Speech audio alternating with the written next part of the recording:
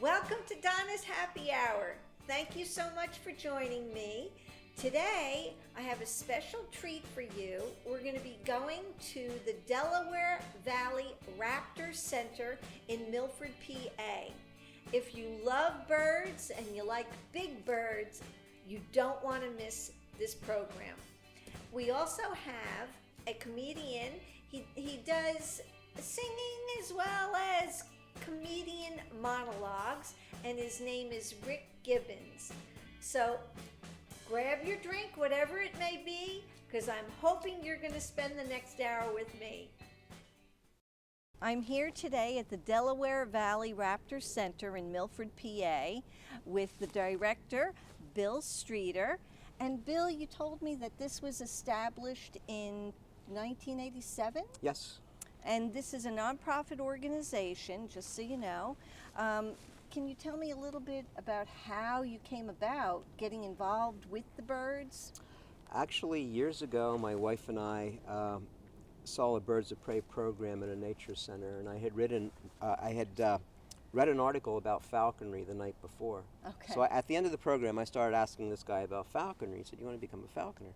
Okay. And I said, "No." I was just out of graduate school, and I said, "No, I'm really kind of busy." And my wife totally surprised me by saying, "Yes, she did."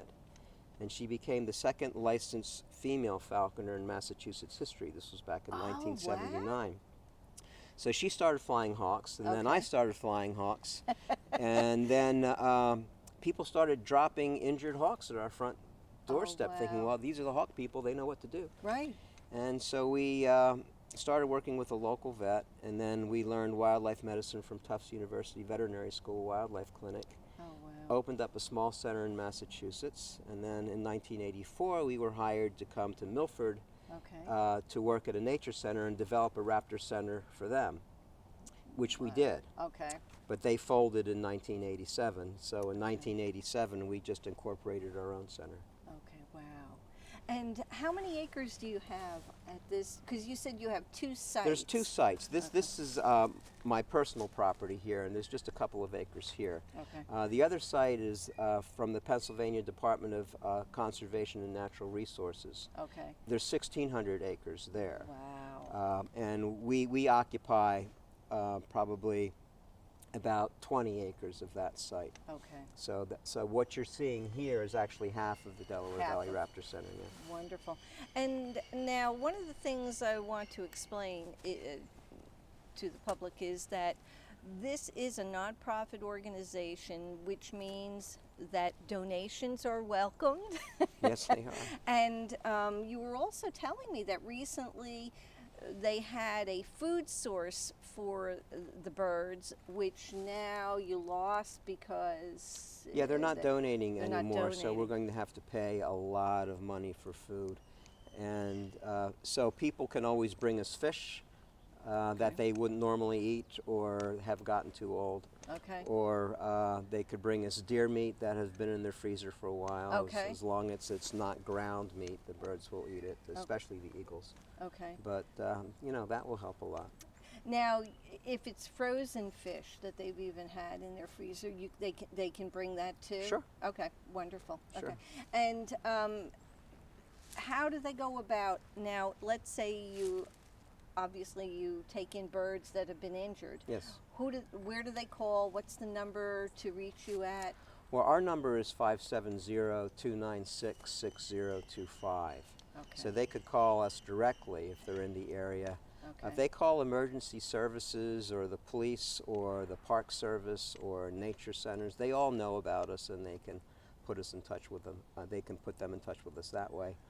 We also have a website, and they can go on the website and email us too. Okay. Now, you also go around to the schools. You have a education program Yeah. set up, right? Yeah, we do about 120 live Birds of Prey education programs a year. Wow. In fact, we're going to be at the Port Jervis Library this summer. Oh, wonderful.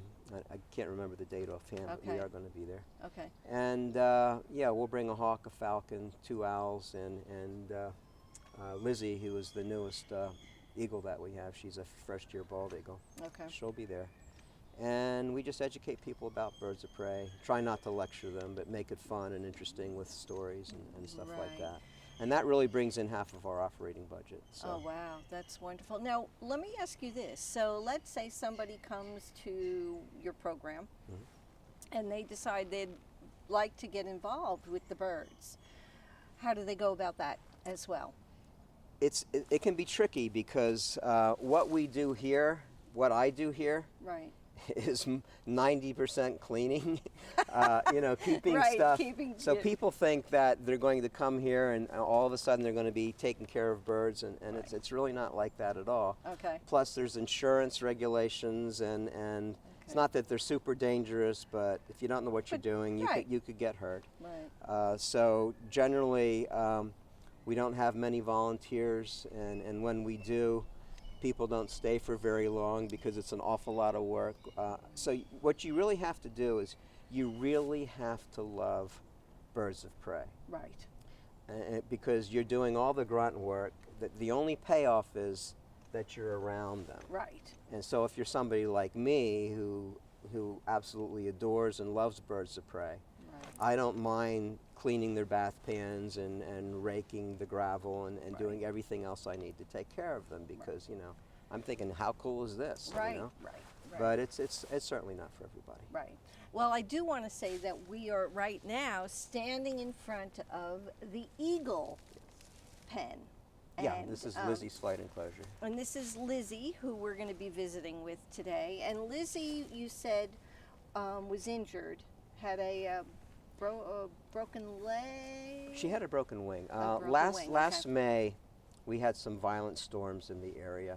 People might remember, but baby eagles were in their nests, are between 4 and 5 weeks of age, Okay. and a lot of these nests and birds came down. So in one day, we got 4 baby bald eagles. Wow. 3 of them went back into the wild. Lizzie needed surgery on these 2 bones, the radius and the ulna. She had to have them pinned. Right. But she was 5 weeks of age. Her wings Wow. were still growing. They were mostly cartilage. My vet did excellent surgery, but everything would have had to have gone perfect for her to be a releasable bird. And it turns out the callus formed close to the wrist, and it's interfered with perfect motion Right. of that joint. Okay. So Lizzie can fly the length of this flight enclosure, but with difficulty. Okay. And she would never ever survive in the wild. It's important to let people know that all of our program birds are non-releasables, Right. because our primary goal is to Is to do the release them. wildlife medicine, fix them up, and release them back into Release the wild. them, Yeah. right, right. That's wonderful. Well, I commend you, because this is a huge undertaking, and as you said, you have to love the bird. It's a lifestyle. Yeah, and yeah, it is because I'm sure you don't have anybody to say, oh, you know what, I want to go away for the weekend. Can you step in? No, and, no. You know, Well, you don't. if like Jan, who works for us, works at our other center, so she can cover this center if she has to, and I can cover her center if she wants That's to go great. away. That's But great. no, I can't necessarily call my neighbor over and say, I want you to feed all my birds, today. It's not like putting a bowl of food out for your cat, For your cat, Yeah. that's right. Well, I'm so excited because I'm actually going to get to go in and visit Lizzie up close and personal. So Let's do it. let's do it. All right. All right. So we are now in the enclosure with Lizzie, and as you can see behind me, she is, you said, built She's a year old. A year old, Yeah. okay. So she has not turned white yet. Obviously, her. Hello, sweetheart. Thought she was coming this way for a second, Yeah, she's showing off. Yeah. That's good. It's kind of scary having my, looking this way and hearing that back there, but she seems to be tolerating us very Yeah, well. she's gradually getting used to stuff, but she is only a year old. We got her last May at 5 weeks of age. Wow. And so she's really a newbie. Right. And it really takes them a couple of years to really settle in. You know, in. a bird that has to stay in captivity, you know, Right. because of her injury. Right. But I've trained her to use for education programs. She's done about 40 so far. Okay. Which sounds like a lot, but it's really It's not that not. much No, it's not until, that you know, some of much. these birds have done hundreds or even thousands of programs. Right. And that's why you see those leather straps attached to her legs. Those are Uh-huh. called jesses. Okay. And that's the way I handle her. And so I will attach a leech and swivel to the jess, wrap it around my glove, and then I have trained her to sit on my glove in front of an audience. How many pounds? She weighs 9.5 pounds, and that's Wow. a small female. Wow. You know, a big female is over 12 pounds. Right. Males are quite a bit smaller. Oh, really? Male birds of prey are about a third smaller than the females. Oh, interesting. Okay. So a little male would be about 8 pounds in the north. Okay. In southern bald eagles, like in Florida, are even smaller. So you know, you can get a Wow. male that's only 6 pounds. Wow. And you say that most of the time they're on your arm. Yeah. So Yeah. So you have the jesses here; they're on your arm. Right. And, That's a lot of weight. For me, that would be like, you know, yeah. for any. My length of golden time. eagle weighed 14 pounds. That was a lot of weight. Wow, that is a the, lot of The weight. 9 pound, she's a lightweight compared to her, but still, it can get tiring after a while. Right. And I've been doing this so long, as my shoulder is just completely shot. Completely shot. So yeah, Yeah. after a while, if she acts up and if she's trying to fly around, and if I'm lifting her up and down, Right. it's like, oh, Yeah, you please feel- calm yeah. down. You know, one of those things. You don't ever get to switch arms. You can't do that, or Yeah, well, you need a free hand to Okay. in case of whatever. Right. Otherwise, you'd have to have gloves in both hands. Right, right, and that's not and that always- would be real fancy if you could do Yeah, something you like could do that that, back really. and forth. Then you would turn it into a routine. You That's know. cute. Yeah. Come on over, sweetheart. Come Yeah, on. she'll just go back and forth. This is the way she acts on the fist sometimes. She's always kind of looking around to see where she could go, depending on her day. Yeah. Other days she'll sit very, very calm. Yeah. I don't know. She seems pretty calm. She's you doing, know, she's I doing think really she's good. doing really I'm really well. so proud of her. Yeah. I used to have a bald eagle for many years, and he died in the year 2000. His name was King Frederick, and he lived here too. Aw, And he was the calmest eagle ever.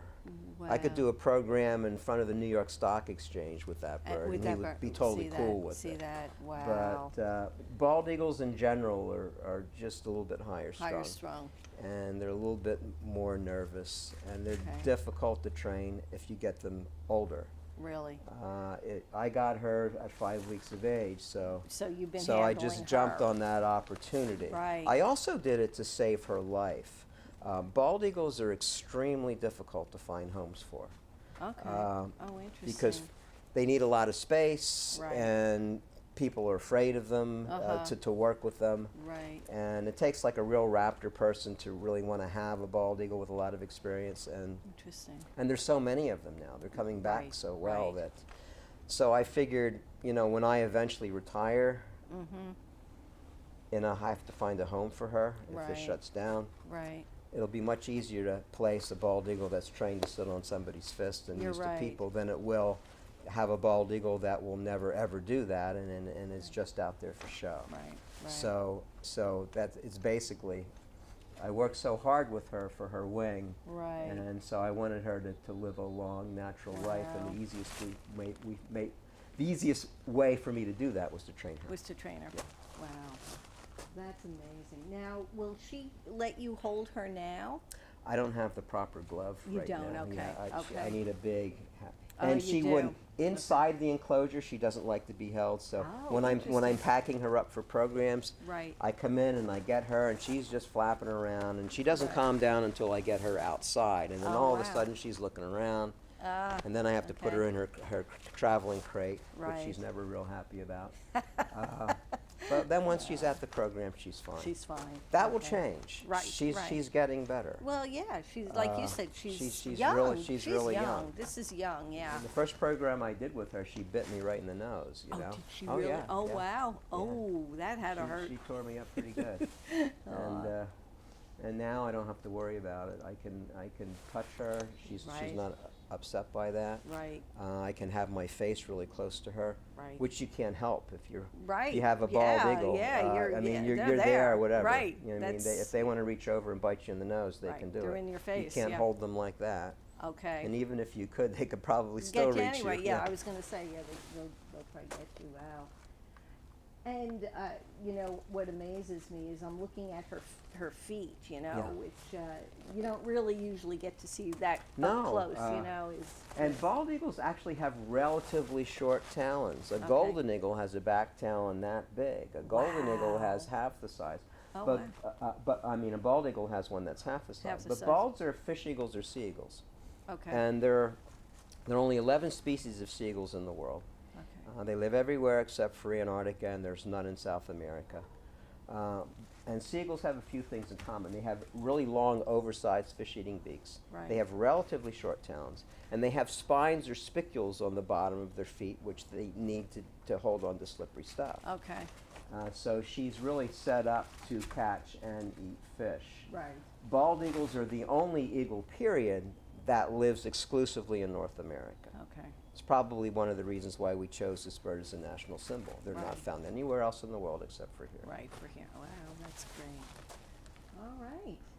Well, I guess we're also going to be visiting the falcons. Yeah, I can bring right? out some other birds for you. And some owls, Yeah. and that would be wonderful. All right, great. Okay, so I'm here again with Bill, and Bill has brought out a great horned owl. And what is this baby's name? This is Harley. Hi, Harley. Harley is a little male great horned owl. Females, again, are quite a bit larger. Okay. He's a little male, but he probably weighs about 3¼ pounds with a 4-foot wingspan. Wow. And great horned owls are very common around here, and we get them quite often. And Harley came in about 4 years ago. He was hit by, we assumed that he was hit by a car, but we're not quite sure. Okay. He was sitting on a tree stump in somebody's front yard. Oh, wow. And he was so emaciated that had I chosen to do so, I could have just grabbed him by the keel of his breastbone and picked him right up. He had metabolized practically all of his flight musculature. It turns out that he fractured a piece off of his left elbow. Wow. Broke it off, and then Oh it my kind of gosh. healed itself in the wild, and it Okay. calloused enough so he doesn't have perfect extension on that wing. Right. So he flies, and he flies well, but not quite well enough to go back into the wild. Right. And now, you know what's amazing, because this is the first time that I've ever really been this close to a large bird, and I'm just looking at his claws. And if you can zoom in on his claws, they're amazing. It really is something to They're see. formidable. It's a formidable foot It on a great horned owl. absolutely is. And pound for pound, I would say that they're one of the strongest raptors in the Are world. they really? Yeah, they really are. They have incredible crushing, gripping force. His colors are absolutely magnificent. A lot of subtlety in there, and there's a lot of Oh. variety in different great horned owls. Most of the ones in this area have quite a bit of black in them. They're very dark, but we've gotten lighter ones as well. Yeah. I really think Harley is a particularly beautiful great horned owl. He has a beautiful face. Oh, he's gorgeous. And he's great for programs. Normally he keeps his plumicorn sticking straight up into the air. So he looks the way a great horned owl should. And he's good in front of an audience. And Harley, he flies every once in a while. He baits Yeah. every once in a while, but for the most part, he does really, really well. Now- I'm quite happy with him. Do you ever release him and then he comes back? Or you don't? He's not trained not trained to for do- falconry. Okay, Now that's a okay. whole different story. Okay.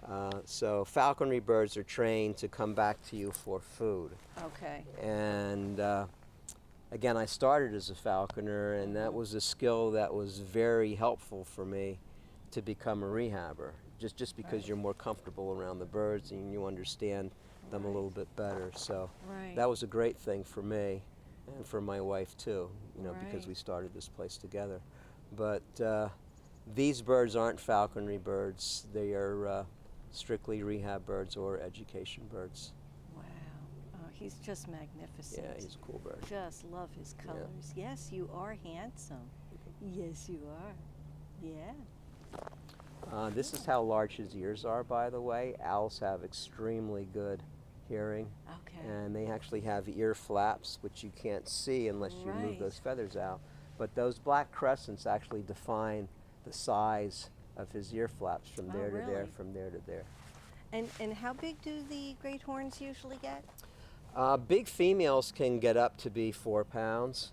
Okay. A male, a big male is like maybe 3 pounds or so. Okay. All right. Harley probably weighs slightly more than 3 pounds. Mhm. He's a male. Mhm. But the females are quite a bit larger. Wow. And I'm sorry, a female has about a 5-foot wingspan. Oh, okay. Harley's got a 4-foot wingspan. Oh, wow. So a big Okay. female can have a 5-foot Okay. wingspan, which is why when you were talking to me earlier about that horned owl you saw, you said Right. the wingspan was absolutely huge. Yes, yeah, it was really very big.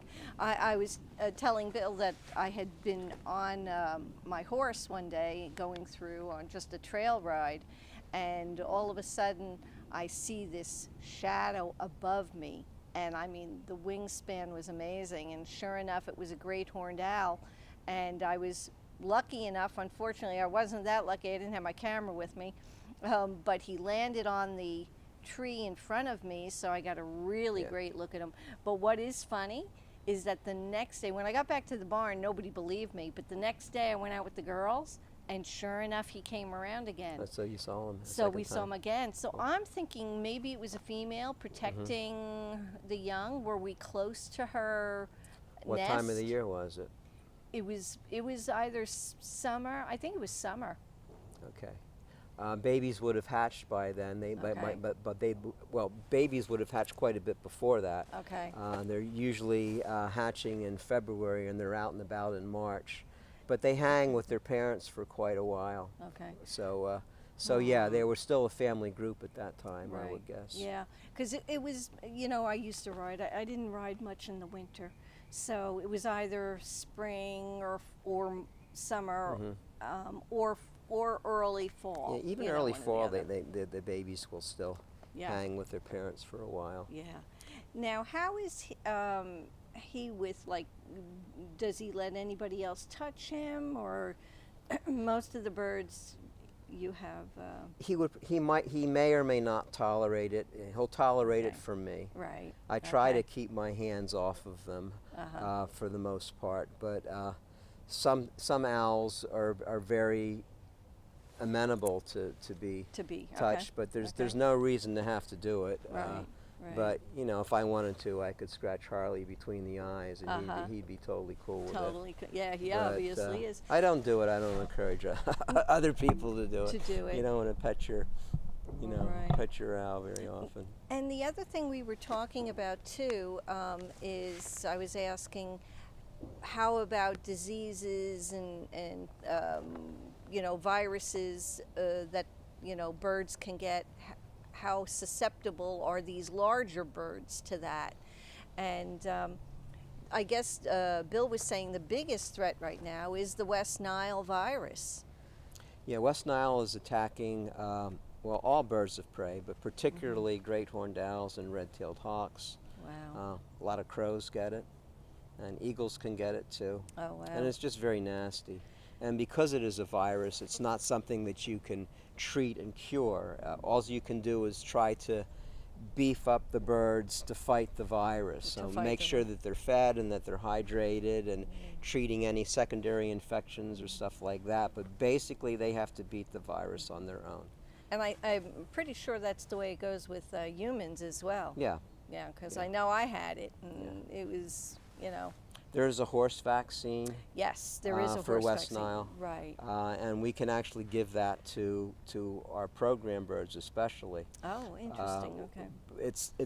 It doesn't hurt them. Right. It may be it may work for them, but there's not enough information out to say, well, To it's s- definitely going to work Interesting. and work for them. But it's worth it to us. Right. Absolutely. To try to do the most we can for them to keep them from getting that disease. Yeah. I'm just looking at his markings, and he's got the very yellow eyes, Yeah. and then he's got the it's almost like a blondish tone to the top of his head there, which is he's so got these so little it just yellowish it just things there too. brings out his eyes. They're all really the more. quite camouflaged because during the day they're going to perch next to a tree trunk, and they'll actually close their eyes into tiny slits, so you won't see the yellow of the eyes. And they usually keep their bodies elongated. They'll throw their plumicorns up, and they usually blend right into the bark of a tree. Yeah. Well, if you got closer to that tree, you could see how that his really, coloring. especially, Look especially at that. from the back too. Absolutely. You can Yes. see how they would blend. Yeah. He's like, no, don't go there. Oh. Bill has brought out now a red-tailed hawk. And how old is, and what is the hawk's name? This is Nikana, and she's the oldest bird that we have here. She's 35 years old. So I've had her more than half my life. Okay. Wow. Now, I have a question. I don't know if it's a silly question, but I'm going to ask it. With a bird that age, do they develop cataracts? They can actually, yeah. Okay. All right. Now she has the reason why she came in here is she had an eye injury. I see that. Yes. And she actually had experimental surgery done on that eye. Okay. Many years ago. And it was not successful, so we have her because she is blind in that eye. Right. It looks a little bit worse now because she actually seems to get like hay fever. And this Gets time of the dry. year, her eye gets a little bit runny, and the scarring shows up a little bit more. So that's her bad side. This is her good side over there. Yeah. So she's an older red tail, and she's got that dark chestnut eye Yeah. of the older birds. Yeah, and she's they're called a beautiful. red tail because of their tail, which And is their tail actually is, a they're rusty orange color. gorgeous. They're one of the largest hawks in North America. The only hawk that lives around here that are larger than red tails are ospreys, which are fish-eating hawks. Right. But red tails are very common, large hawks of wide open country. Yes. And well, speaking locally, if you drove from Milford to Middletown on Route 84, Yes. you can't make that drive without seeing red-tailed hawks. They are all over the place. Yes, and they they have a lot of farm fields around that area or undeveloped land to hunt mice and rabbits, which is what they really like to eat. Right. And they're quite popular. Yeah. As a matter of fact, one day, I don't know if I was on 84, but I was going along and a red tail actually flew right up in front of the car. Luckily, I did not hit it, but you can see where, if they're going for a mouse or, something, they see something. And I think that's what it was, is that it saw something and it was making that, that journey to try to get it, and could have ended its life. Yeah, they're hit by cars quite.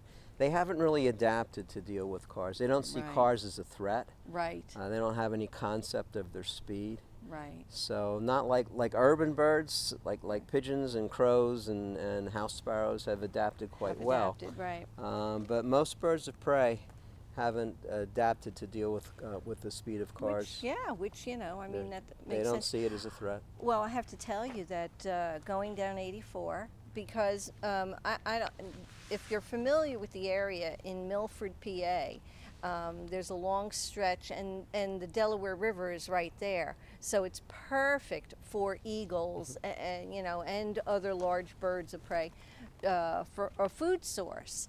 And this one day, it must have been early in the morning, because there was nobody on 84. And it wasn't bad weather. It wasn't in the winter. It was actually, I think, summer.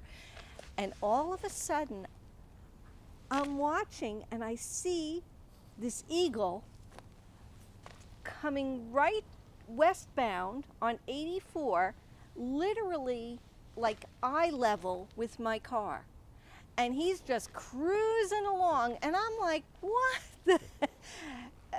Thank God there were no other cars, and he was going with the traffic, so that was a good thing, but it was an amazing sight, Yeah, they can actually fly pretty fast. Actually, they can really move along. Yes, they can. But it was so funny, and he must have known that he was the only thing on the road, except for me going the other way. But yeah, it's truly amazing when you get glimpses like that. This is probably around here the bird of prey that you're most likely to see outside of bald eagles, and we're very lucky because we have the Delaware here, so we're in eagle country. Right. But generally, you're seeing red-tailed hawks and you're seeing turkey vultures. Right. And red tails are very light on the underside with this darker group of feathers here called the belly band, and it actually forms a band across their chest. Sometimes they hardly have any, sometimes they have a really big, wide belly band. Right. But they're light on the underside of their wings and their breasts. Yeah. Turkey vultures are really dark. Their wing feathers are light, but the body and the trunk and the shoulders are dark. And they fly with their wings in a V above their head, and they tend to rock back and forth in the wind. Right. Red tails are they look a little bit more steady when they're flying, and they're light from the underside. Right. They're just magnificent. Yeah. I mean, their coloring is just so beautiful. And Yeah. again, you can see how well they blend in Yep. to the, nature around Yeah, them. they do. Yeah. They have yeah. subtle, Same. rusty colors in their back, and Yes. plus light, and Yeah. they're quite beautiful. Now, do their colors, like a deer, their color, their fur changes to the seasons? Does that happen with the birds? Doesn't. It doesn't. It doesn't. Okay. They mold out their feathers every year and replace them with brand new ones. Okay. Well, we're wrapping it up here today. I want to thank you so much. But listen, he's always out and about. You can go to Port Jervis. You said the library, right? You're going to be doing a program there soon. And you can go on his website, see where he's going to be with the birds. And hopefully, I'd love to get you to come to the TV station and maybe bring a bird or two there. We'll see what we can work out. See what we can work out. But this was such a pleasure, and I hope everybody got an education about birds. If you have any other questions, I'm sure they can email you. Yes. And, if you have something on, if you have birds and you have questions, feel free, because this is the Birdman. Yep. Our email is dvraptors@yahoo.com. Excellent, excellent. Again, thank you You're so welcome, much. Donna. It was Thank a real you. pleasure. I have to say that this is my first time actually ever interviewing anyone in a lovely sporting red bra. Come strapped, baby. So how are you, Rick? How you been doing? I'm a little cold. I'm glad I got the bra on. I think I might slice through it if it gets any colder. I'm feeling pretty good though. I'm glad to be on the show. Glad to be sipping drinks with. Oh yeah, my let me get extended, my hold on. like the foofy boy. There we go. That's it. Okie dokie, and a toast. Drink. All right, Here's a toast to toasters. and a little dabble do you. Okay, Yabba dabba doo. so let's just kind of go over tonight. Rick is actually going to be doing comedic. You can call it crap if you want to. No. That's fine. No, it's a monologue, comedic monologue. And also you're going to be playing guitar for us. Yes. He is a multi-talented artist, yes. And let me ask you this. Now, you had mentioned to me that you were part of a acting troupe. An improv troupe, yes. An improv troupe, okay. And where was that? Located in Middletown, New York. It was called Mission Improbable. My acting teacher, David H. Cohen, who teaches. Hi, David. He teaches at SUNY Orange, so I cut my teeth with him. Learned how to wear women's clothing with him. Okay. He didn't wear women's clothing. He just sat there and made fun of me while I wore the stuff. So. Now, who did you write your own? The monologues that you do, those are Yes. your own. Yes. Okay. And when you were with the troupe, I guess I'll call it a troupe. Yeah.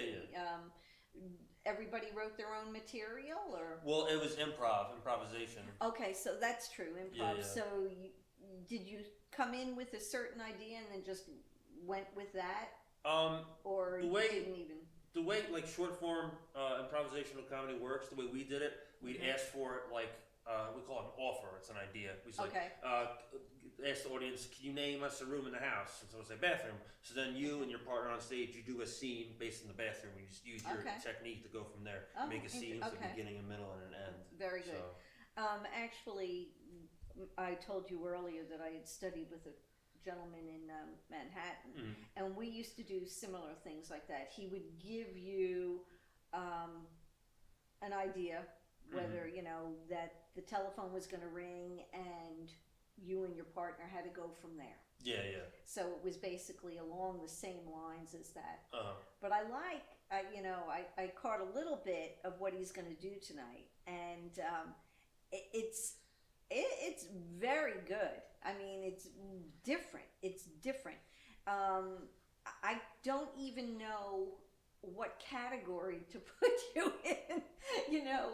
If you were trying to relate it to another comedian or anything, I don't think there's too many people out there doing what you do. Yeah, I've always liked going off the beaten track. I've always been a weirdo. So once I acknowledge that in my life, I call myself the king of weirdos. And I'll do whatever weird is when I feel like doing. Whatever, right.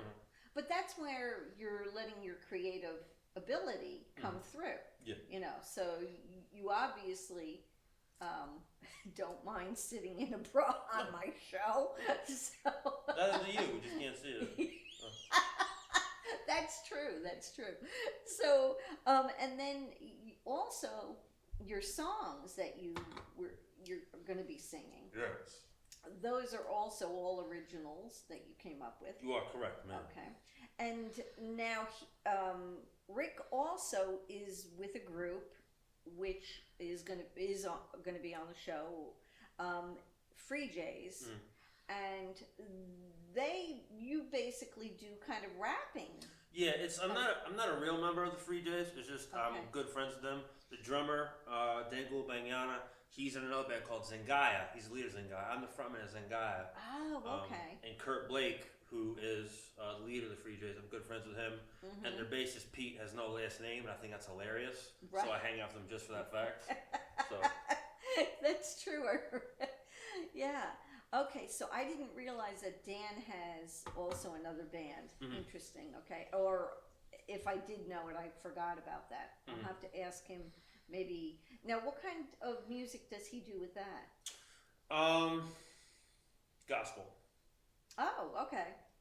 Okay. Gospel. It's like part country, part gospel, part jazz. Oh, interesting. Part techno, part your dad banging on your bathroom door telling you to get out of the shower. Okay. It's a mixture of things. It's a mixture. So, Oh, interesting. Okay. Well, I have to tell you that, all of you actually, what Kurt does and what Dan does, you're all so, I want to say, different and unique. I find you very interesting. I find all of you, Why don't you say some more nice things about me? I mean, really, honestly, because it is so different, and yet one of the things I will say is it's clean. You're not cursing, you're not For here, doing it's it clean, right. yeah. Everything is clean, which is hard to find. I mean, although there are very obviously some comedians that were very funny that would curse up a blue streak, but what you do is very different. And so how long ago did you write some of these monologues? Are you constantly writing, or? I wrote that monologue for this show. Right. This week. Basically, I do it when I know I have a gig coming up. Like, for example, this past year there was this venue called, it's still there, it's just different ownership. Milkweed in Sugarloaf, New York. Oh yeah. We had these shows. I was been called Milk Wild, where Zingaya would close, the Free Jays would go right before them. I would usually do an opening solo set. There were like 2 other bands, depending on what show there was. And then I would do comedic monologues, like the one I did tonight, through in between every band. Oh, So really? if I have a gig, I'm writing for it. Wow, So. wow. And is there anything that triggers or brings about that particular monologue? My love life is terrible, so I figure. Okay, Yeah. all right. So you just kind of Yeah. feed off of. I'm begging for female attention. Please, I'm lonely. And I know that the last time we had you on, everybody was cracking up because he gave his phone number out. So girls, look back and get his number. Call him. He's waiting. So anyway, I want to thank you so much for coming out. It's always a pleasure to have somebody with a different view of things, and know that, you know, it's all in good fun. You know, yep. Shuffle off the buffalo. There we go. And so can you tell me what gigs you have coming up, and if anybody wants to reach you? Well, wait, I already know he's going to give his phone number out. No, but what gigs do you have coming up? If you want to see me, you can find me crying in my bedroom. I don't really have any gigs lined up right now. Okay. The band's in Gaia. The guitarist and the bassist are actually moving to Portland, and by April. So we're trying to get a last 8-minute gig with this lineup together. Oh, really? So Oh, wow. if you need some family-friendly entertainment, Oh, I didn't realize contact that. us in Gaia, boys, baby. Crim. So is that Dan that's going? No. Josh and Aaron. Okay, I don't know if I've ever met them. Yeah, they were never on this show. No, they weren't. Okay, all right. So I don't know them. Oh, wow. And what made them head that way? Better job environments. I know they were selling their house. Okay. You know, they live in Rockland. I think they just sold the house. Oh. So I know Aaron's a film editor. There's a lot more chance for work out there. Really? Oh, interesting. Don't tell that to my my cameraman. And that would not be good.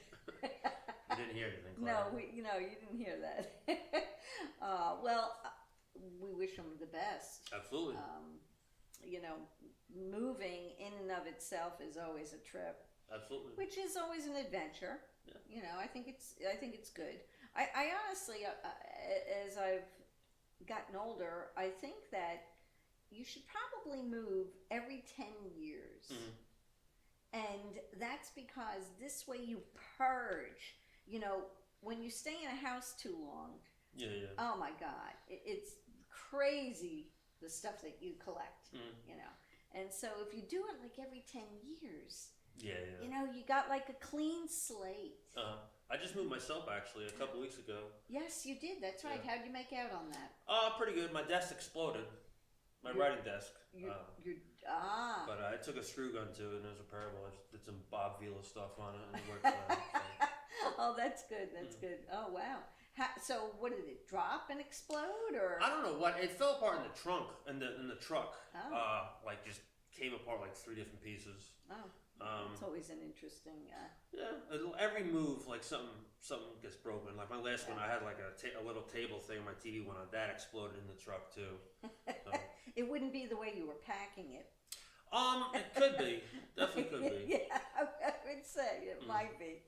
All right. Well, anyway, so I am really looking forward to, you know, letting the audience see you. But before we do anything more, we also have it's Stump the Stars trivia.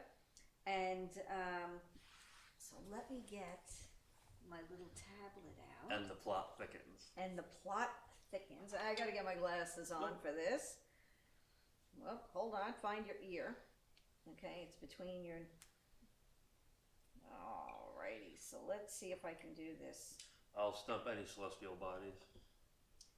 Okay. Alrighty, so, now, you know, usually I try to pick something that you might relate to. I didn't do that this time, so anyway. All right, let's hope you get some of these. Sure. All right, so here's the first one. Now, you get to pick A, B, C, and D. So it makes it a little easier. Okay. Multiple choice. Okay. What religious leader is credited with inventing 9-pin bowling?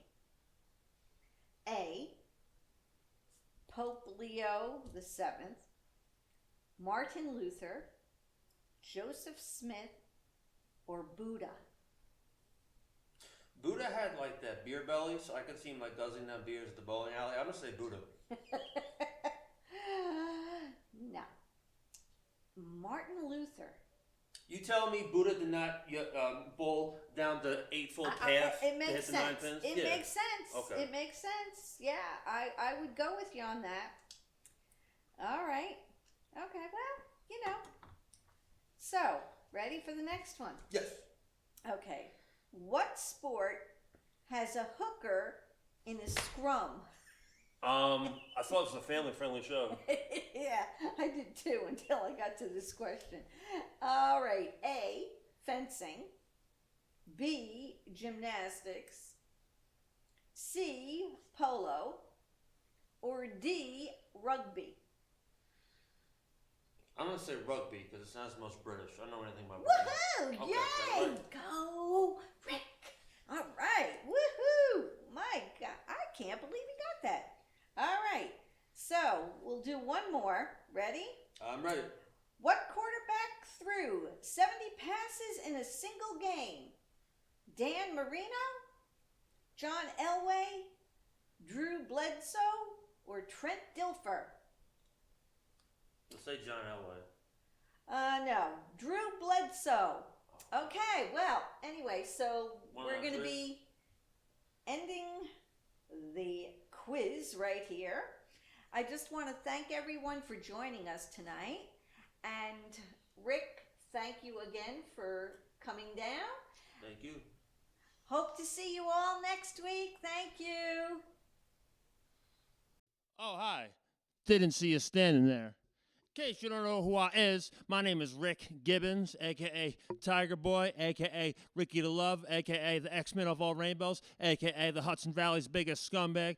And I'm just here on Donna's Happy Hour to do some rock and roll tunes for you. Yeah? So let's kick it, baby. The song is called Scientologist. Chiropractor.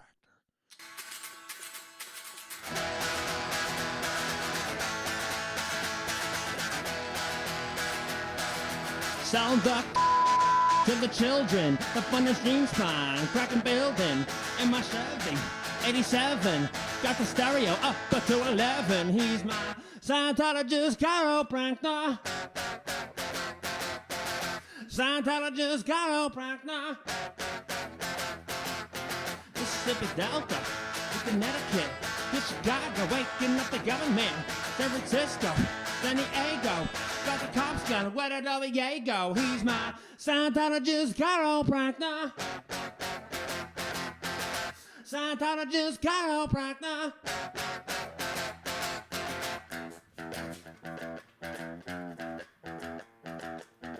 Crack, crack, crack, crack, crack, crack, crack, crack, crack, crack, crack. We're cracking back for Xenu. Crack, crack, crack, crack, crack, crack, crack, crack, crack. Getting back for Xenu. Crack, crack, crack, crack, crack, crack, crack, crack, crack.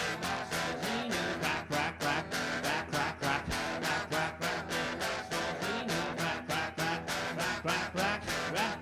Getting back for Xenu. Now we're all happy with the money and we both got a pretty honey. Got a mansion with the cupboard because he loves L. Ron Hubbard. He's my Scientologist chiropractor. Scientologist chiropractor. Scientologist chiropractor. Scientologist chiropractor.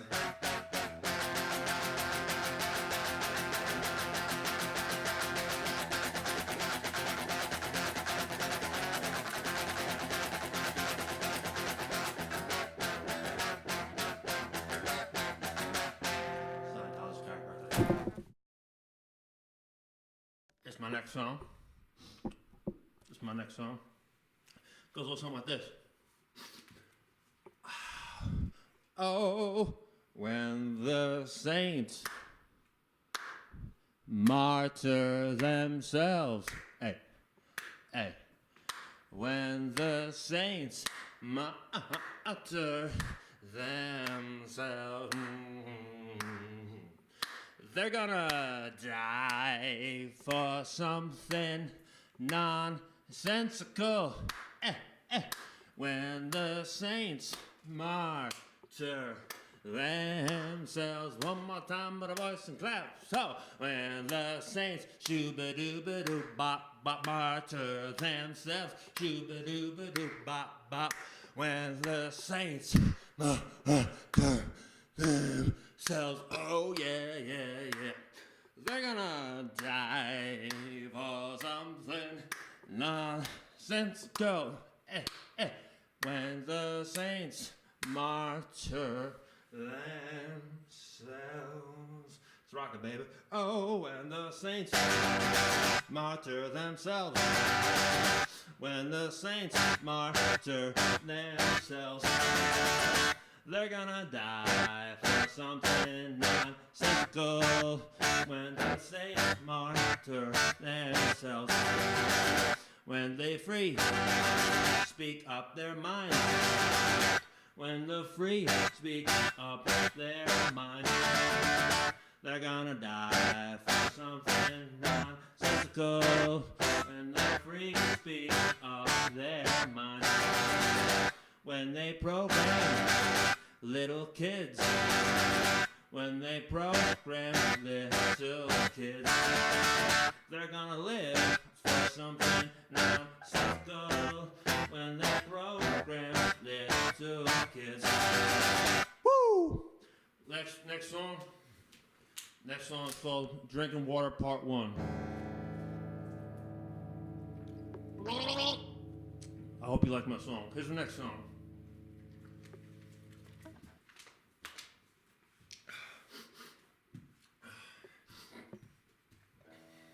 It's called Chelsea Mose. Well, for real, though. You got a weird nose, baby, and everyone knows I'm crazy for your weird nose, baby, and I want you to be, baby. I want you to be Queef my children out, Chelsea Mose. I fell for you at the sight of your nose. Queef my children out, Chelsea Mose. Baby boo, you got a banging nose. You got elfin ears. And you could hear for years. And I want to sniff your ear. And I want to sniff. I need you near. Queef my children out, Chelsea Mose. I fell for you at the sight of your nose. Queef my children out, Chelsea Mose. Baby boo, you got a bang nose. I got a fat nose. Baby, everyone knows I'm crazy for your witch nose. Because nose, the nose, the nose, the nose.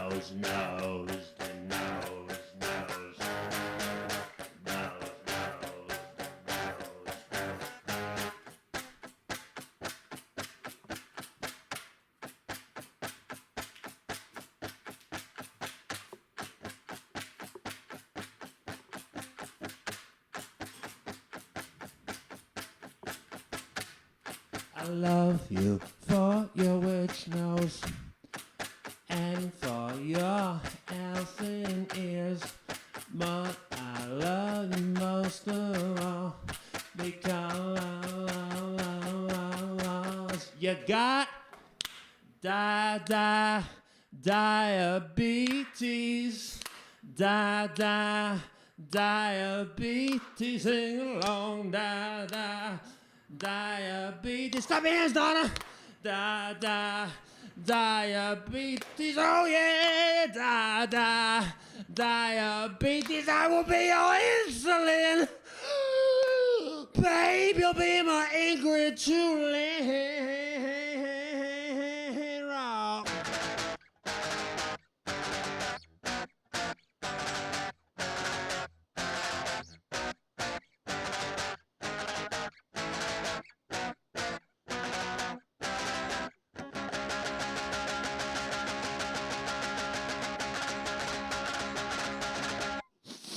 And I'm done.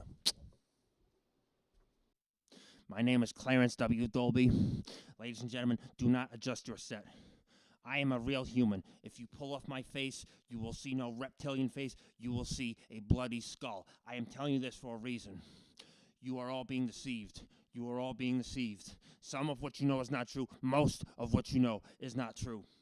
It has to do with this planet we live on. This flat planet. That's right.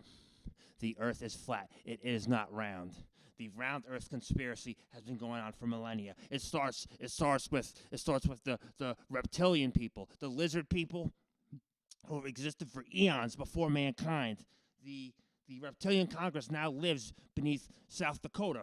The Reptilian Congress controls the Copernicans, who are on our level, the ground level. The Copernicans, of course, are named after the reptilian sleeper agent, Nicholas Copernicus. The Copernicans control the Illuminati. The Illuminati control the powers that be. The schools, the churches, the media, the so-called governments that pretend to rule this world. Flat Earth. There are many schemes that the Copernicans use to divide and conquer us, like climate change. Climate change, it does not exist. The climate is fine. The Copernicans just know that there are people like me out there trying to break the shackles of round Earth slavery. If you look up in the sky, you will see things that look like clouds, but those are not really clouds. They're not really clouds. Those are fuzzy white climate controllers that the reptilians built. The climate is fine. They will say things to you to affect your emotions, like, let's leave a better world for our children. Here's the thing. Children do not exist. Children are holograms. All of your memories of being a child were implanted. It's on your brain by radio waves coming from microtransmitters hidden inside your pillow. When you want to flip the pillow over at night to get to the cool side, that's really the Copernican programming in your brain saying, flip the tape over. There are many other schemes like sports. Sports are played with balls. What do balls resemble? A globe. There is no popular sport played with a flat object with lizards in the middle. Baseball is a billion-dollar industry, yet nobody cares about ultimate frisbee. Conspiracy. There are many spherical objects in this culture which only serve to enslave us more into the Copernican cause, like eggs. Eggs do not exist. Chickens and other birds are robots. Look at how they move. I'll start and stop and stuttery and staccato and stuff. Real beings do not move like that. Eggs are holograms. Eggs are used prominently on cooking shows all across the world. Cooking shows, like other propaganda, like all other shows, they're all propaganda. It's all propaganda. It's all propaganda. Flavortown is not a real place. You can't actually go to Flavortown. Flavortown is a lie, just like New Jersey. There's a recording artist out there, a popular recording artist, whose name is Cardi B. Cardi B stands for Copernican Asset Reset Death Intelligence B. The B stands for B, no matter how you slice it. She has a music video out right now called Twerk with some city girls. Cardi B is actually a cyborg. Her butt cheeks are filled with a radioactive petroleum jelly. When it wiggles, it controls your mind when you think about it or when you see it. So it's with every wiggle of Cardi B's butt cheeks, the Copernican cause is driven farther and farther into the collective unconscious until... Wait, I'm thinking about it right now. No. Think about Morgan Freeman.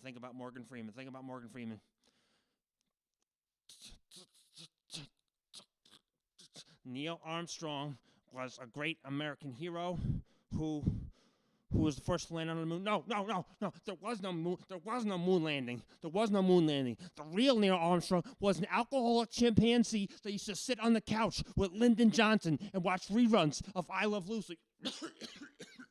I'm being infected by the Copernicus chemical weapons. I can feel it in my veins, in my brain. I can feel it. I'm thinking about Cardi twerking again. No, it's not true. None of this is true. The things in my brain are not true. I know, because I read it on the internet. It is not true. I know. You Copernicus think I'm messing around. I will die a free man before I submit to your mental slavery. I will blow my brains to bits before I join your cause. No. Don't think about it. Flat Earth forever. Moses forever. Dan Aykroyd forever. Cardi B twerking. Imagine how her butt cheeks wiggle when she farts. Her farts must sound like artillery fire.